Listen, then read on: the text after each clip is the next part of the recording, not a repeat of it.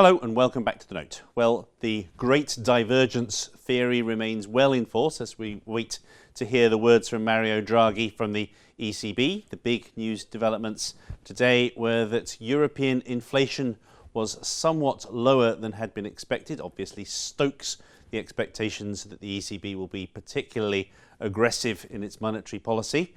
Meanwhile, we heard from Janet Yellen, her last big speech before the Fed's next interest rate setting meeting, and she plainly had everybody ready for a rate rise later this month.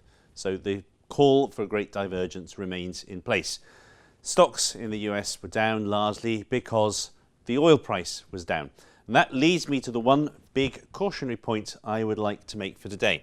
If we take a look at this chart that compares changes in the oil price with changes in the 10-year inflation projection, which you derive from the bond market, you can see that they move almost perfectly in a line. Now, oil is a big part of the index, so a one-year measure of inflation should certainly move very much in line with the oil price. It's very hard to see why a fall in the oil price now should really have any effect on our expectations for inflation over the whole of the next 10 years. This certainly looks as though the commodity sell-off of the last year or so might have led to an overdone expectation for low inflation into the future.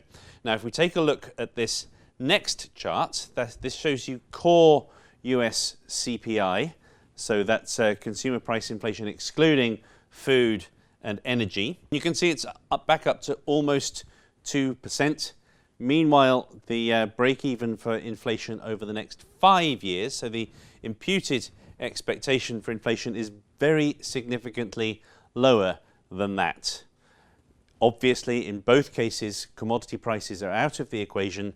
We are expecting the Fed to tighten because inflationary pressures will rise, but we are also expecting inflation to fall over the next 5 years quite significantly. This suggests to me that there is at least some significant chance that people are overestimating the chances of low inflation over the next year or two, and that there is a risk of a shock when inflation starts to exceed those very low expectations.